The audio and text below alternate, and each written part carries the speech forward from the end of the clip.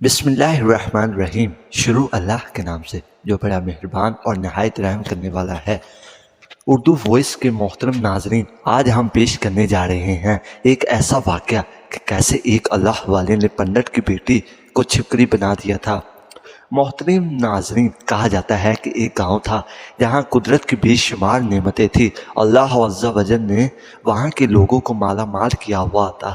غرض کی ایسی نعمتیں جسے دیکھ کر ہر انسان اکثر مغرور ہو جایا کرتا ہے، اور سب سے بڑی اور بری بات یہ تھی کہ وہ سب کے سب کافر تھے، اپنی شان و شوکت اور دولت پر فخر کرتے تھے۔ چونکہ ہر شخص دولت مند تھا اور کسی کے پاس بھی روپے پیسے کی کمی نہ تھی، وہاں نہریں تھی، باغات تھے، دریا تھے، اور جب اتنا کچھ کسی انسان کے پاس ہو تو وہ مغرور ہو ہی جایا کرتا ہے۔ اور یہاں کسی ایک انسان کے پاس نہیں بلکہ پوری کی پوری بستی بے تحاشا دولت مند تھی، سوائے چند مسلمان گھروں کے۔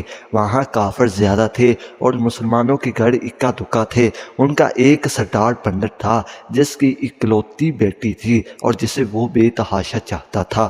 وہ بیٹی بہت ہی زیادہ انا پرست تھی اور اپنے آپ کو بہت زیادہ اونچا سمجھتی تھی۔ وہاں پر جو غریب لوگ تھے وہ صرف مسلمان تھے۔ تمام کافر ایک دوسرے کی مدد کرتے تھے، مگر مسلمانوں کو دیکھنے والا وہاں کوئی نہ تھا۔ وہ بیٹی عمل کر کے یعنی کالا جادو کر کے غریبوں کو جانور بنا دیا کرتی تھی۔ تمام مسلمان اس سے بہت زیادہ تنگ تھے۔ وہ لوگوں کو غلام بناتی، مزدور بناتی، اور اگر ان میں سے کوئی بھی اس کی بات نہیں مانتا تو وہ کالا جادو کر کے ان سب کو جانور بنا کر اپنے اشاروں پر نچایا کرتی تھی۔ اس بستی میں اکا دکا مسلمان تھے جن کا کوئی بھی حال نہیں تھا۔ جب پنڈت کی بیٹی کا عمل یعنی کالا جادو بہت زیادہ بڑھ گیا تو وہاں کے مسلمانوں بڑے شخص نے اللہ کے حضور گر گرا کر یہ دعا کی، اے رب کریم، ہماری نسلیں جو چند ایک یہاں بستی ہیں، ان نسلوں کو تو بچا لے۔ اس پنڈت کی بیٹی نے ہمارا جینا دوپہر کر دیا ہے۔ کوئی بھی ہمارا مسیحا نہیں ہے، نہ دولت ہے نہ جسمانی طاقت۔ اے اللہ، ہمارے لیے کوئی ایسا مسیحا بھیج دے جو نہ صرف طاقتور ہو بلکہ اس جادوگرنی کو بھی ہرا دے۔ اللہ تبارک تعالیٰ نے اس بوڑھے کی دعا قبول فرمائی اور یوں اس جگہ ایک اللہ والے کو بھیج دیا۔ وہ اللہ والے یوں ہی اس بستی میں داخل نہ ہوئے بلکہ ایک عجیب و غریب واقعہ ہوا۔ وہ پنڈت جب سیر کرنے کے لیے جنگل کی طرف نکلا، بڑی شان سے وہ سیر کرتا ہوا جا رہا تھا کہ اچانک ایک زہریلا سانپ اس کے سامنے آ گیا۔ اگر وہ پنڈت چاہتا تو وہ اس سانپ کو اپنے جادو سے ختم کر سکتا تھا، لیکن وہ سانپ بہت ہی طاقتور تھا۔ اس سانپ نے اس پنڈت کو ڈس لیا، وہ وہیں پر بے ہوش ہو کر گر پڑا۔ پنڈت کی یہ حالت دیکھی تو فوری طور پر اس کو گھر پر پہنچایا گیا۔ اس لڑکی نے اپنے باپ کی یہ حالت دیکھی تو مالک کے بڑے بڑے طبیب بلائے گئے اور وہ اپنے ہنر میں بہت ہی ماہر تھے۔ یہ بہت عجیب بات تھی کہ وہ بہت سی کوشش کے باوجود زہر کو نکالنے میں ناکام تھے۔ زہر تیزی کے ساتھ پنڈت کے جسم میں پھیل رہا تھا، کوئی بھی اس کے زہر کو جسم سے نکال نہیں پا رہا تھا۔ وہ خود ہی اتنا بڑا عالم تھا، اس کے باوجود بھی وہ جو خود کا علاج نہیں کر پا رہا تھا، اسے کوئی ہوش ہی نہیں تھا۔ اتنی بڑی طاقت رکھنے کے باوجود، اتنا روپیہ ہونے کے باوجود، اتنے بڑے بڑے ہنر ہونے کے باوجود اور اس کے ساتھ ماہر حکیم ہونے کے باوجود زہر کو جسم سے نکالنے نہیں پا رہے تھے۔ اس وقت شہر میں ایک درویش کی آمد ہوئی۔ درویش کو اللہ تعالیٰ نے اسی مقصد کے لیے بھیجا تھا۔ درویش نے اس کے گھر کے باہر پہنچ کر دروازے کو کھٹکھٹایا۔ بڑے بڑے درباری کھڑے ہوئے تھے۔ انہوں نے کہا کہ کیا بات ہے، کس سے ملنا چاہتے ہو؟ فقیر نے کہا کہ سردار کو سانپ نے ڈس لیا ہے۔ وہ کہنے لگے، تمہیں کیسے پتا؟ تم کو یہ اجنبی لگتے ہو اور ہم نے تمہیں آج تک کبھی نہیں دیکھا۔ درویش نے کہا، میں مسافر ہوں اور مجھے خبر ملی ہے کہ سردار کے کو ایک सांप نے डस लिया है और कोई भी इसका इलाज नहीं कर पा रहा। दरबारी ने कहा, लेकिन भाई तुम हो कौन? फकीर ने कहा, मैं हकीम हूँ और इनका इलाज करने आया हूँ। इन दरबारियों ने जब फकीर की ये हालत देखी तो जोर जोर से हंसने लगे, क्योंकि आपने फटे पुराने कपड़े पहने हुए थे और हुलिये से ही गरीब लग रहे थे। दरबारियों ने कहा, अरे भाई तुम इतने बड़े सरदार का इलाज करोगे? मुल्क भर के मशहूर तबीब और हकीम बुलाए गए। पैसों की कोई कमी नहीं हमारे सरदार के पास। दरवेश ने कहा, अगर तुम चाहते हो तुम्हारे सरदार की जान बच जाए तो मुझे अंदर आने दो। गुलाम कहने लगे, ठीक है, हम अंदर आने की इजाज़त देते हैं। वो अंदर आए और मालिक की बेटी से कहा कि मालिक, बाहर एक गरीब आदमी आया है। हुलिये से गरीब फकीर लगता है, लेकिन कहता है मैं सरदार का इलाज करने आया हूँ। वो जहर जो तेज़ी से फैलता जा रहा था उसको निकाल कर फेंक दूंगा। कहने लगी, ठीक है, इसको अंदर बुलाओ। जब फकीर उस घर में आया तो देखा कि सरदार जहर के दर्द से तड़प रहा है और अपनी टांग को बार बार बिस्तर पर पटक रहा है। वो दरवेश पंडित के पाँव के पास आया जहाँ सांप ने काटा था। वो इस जगह पर अल्लाह वाले ने थूक दिया और फौरी तौर पर वहाँ से भाग गए। पंडित के सारे साथी और इसकी बेटी हैरान हुए कि ये कौन दीवाना था कि कमरे में आया और थूक कर भाग गया जहाँ सांप ने काटा था। और तो और इसको कोई पकड़ नहीं सका। इसकी बेटी गुस्से में आ गई, ये तो बेअदबी है, इसने गुस्ताखी की है सरदार के साथ। चलो कोई बात नहीं, थूक को साफ करो, अभी इसे अपने अमल से जानवर बना देती हूँ।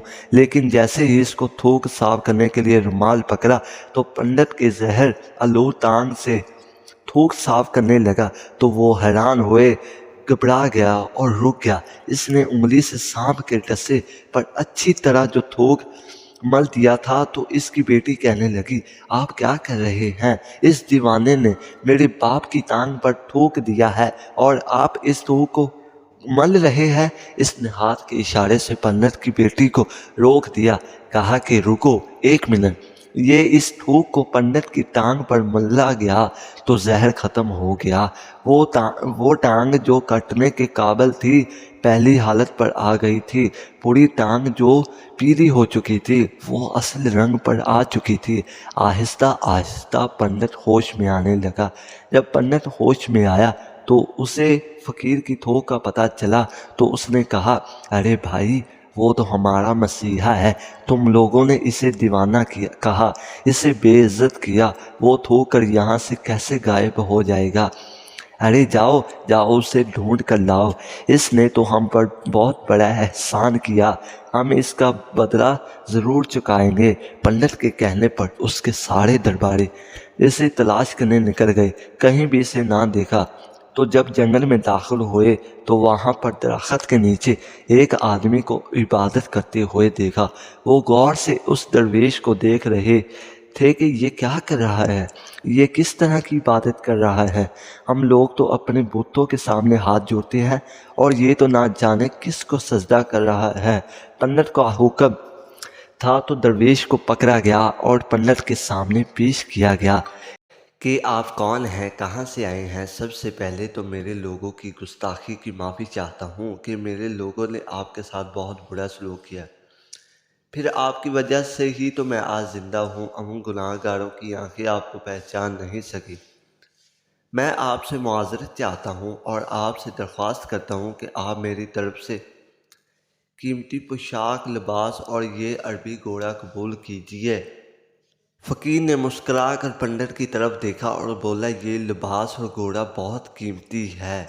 मैं ये लिबास पहनकर घोड़े के लिए घास काटूंगा तो क्या अच्छा लगूंगा? पंडित ने कहा कि आप फिक्र ना करें, घोड़े के साथ साथ आपको गुलाम भी दिए जाएंगे, यानी नौकर चाकर भी दिए जाएंगे। दरवेश बोला, अच्छा, इतना माल और दौलत और मुलाजमों के साथ मैं अपनी राजगाह में अकेला रहूँगा। पंडित बोला, आप परेशान ना हो, ये मेरी बेटी है, आपके सामने है। पंडित की बेटी हैरानी से अपने बाप को देख रही थी कि मेरा बाप क्या कहने वाला है। मेरी बेटी جس کو آپ نے ابھی دیکھ لیا ہے اس کی شادی آپ سے کر دی جائے گی، اور ایک شرط ہے کہ آپ کو جو کچھ بھی میں نے دیا ہے اس کے لیے آپ کو اپنا مذہب چھوڑنا پڑے گا۔ میرے خاص ملازموں نے آپ کو عبادت کرتے ہوئے دیکھا، اور جہاں تک ہماری معلومات ہے ہم تو بتوں کو سجدہ کرتے ہیں اور مٹی کی مورتیوں کو عبادت کرتے ہیں، اور جس کو عبادت آپ سجدہ کر رہے تھے وہ تو آپ کا خدا ہے نا۔ میرا مطلب ہے کہ آپ مسلمان ہیں نا۔ اس لیے میں آپ سے گزارش کرنا چاہتا ہوں کہ یہ سب کچھ لے اور اپنے مذہب کو چھوڑ دے۔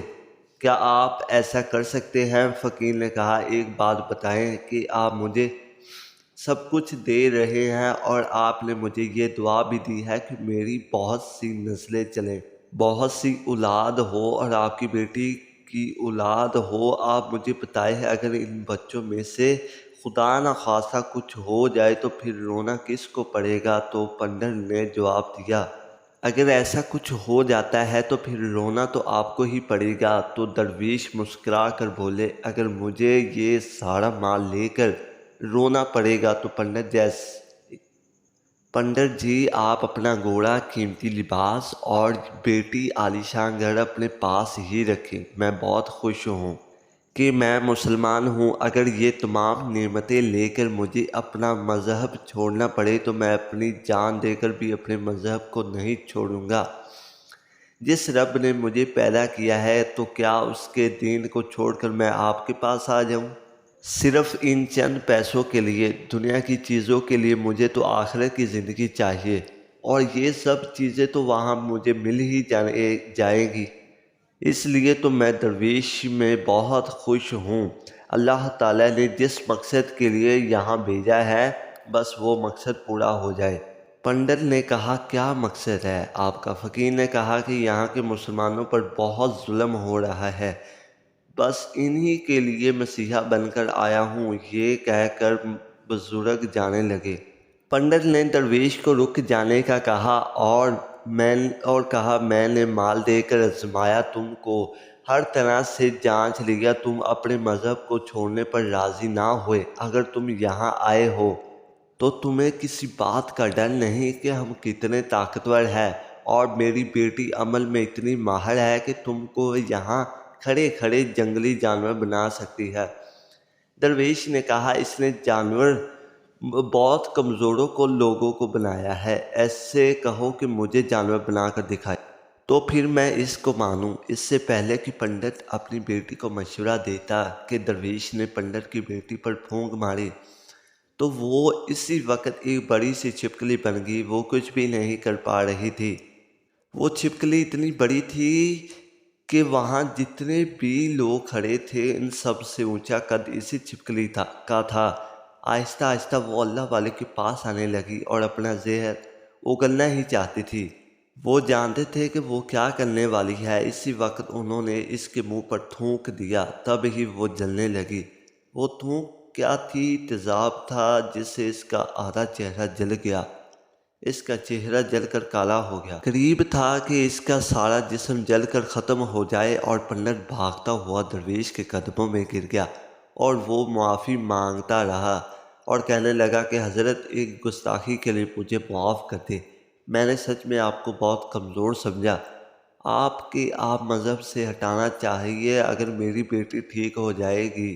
میں سچ کہتا ہوں یہاں جتنے لوگ ہیں پوری بستی مسلمان ہو جائے گی۔ فقیر نے کہا کہ ہم زبردستی کسی کو اپنے دین کے لیے مجبور نہیں کرتے، بلکہ تم ہمارے مسلمان بھائیوں پر جو ظلم کرتے ہو اسی ظلم کو ختم کرنا چاہتے ہیں۔ ہمارے دین میں زبردستی نہیں ہے۔ اگر تمہاری بیٹی انسان بن کر سدھر جاتی ہے تو اس کو اصلی حالت میں لانے کے لیے میں خود اللہ تعالیٰ سے دعا کروں گا۔ ہاں ہاں، پنڈت نے کہا، میری بیٹی اپنی اصل حالت میں آئے گی تو وہ کسی پر بھی ظلم نہیں کرے گی، بلکہ میں اس کے لیے دل سے معافی چاہتا ہوں جو کچھ تمہارے ساتھ کیا۔ آئندہ یہ کوئی کالا جادو نہیں کرے گی اور کسی مسلمان پر کوئی سختی نہیں کرے گی۔ بس آپ اس کو دوبارہ سے انسان بنا دیں۔ اللہ والے نے اس چھپکلی پر پھونک ماری تو وہ انسان بن گئی، فقیر کے قدموں سے لپٹ گئی اور کہا مجھے معاف کر دے، میں نے آپ کو بہت کمزور سمجھا، آپ جب تک یہاں رہے اب آپ میرے لیے ایک فقیر انسان تھے، اپنے لباس اور حلیے سے ایک دیوانہ فقیر لگ رہے تھے، میرے باپ کی ٹانگ کا زہر آپ نے ہٹا دیا، اس کے باوجود میں آپ کی جان کی دشمن بن گئی اور میں چاہتی تھی کہ میں آپ سے بدلہ لوں، مجھے تو خود عذاب مل گیا۔ وہ کہنے لگی کہ آج میں اپنے باپ کے ساتھ آپ کے دستے مبارک پر مسلمان ہونا چاہتی ہوں اور یہ وعدہ کرتی ہوں آئندہ اس بستی میں کوئی کافر مسلمان کو نہیں ستائے گا، بلکہ سب آپس میں مل جل کر رہیں گے اور سب کے سب مسلمان ہو جائیں گے۔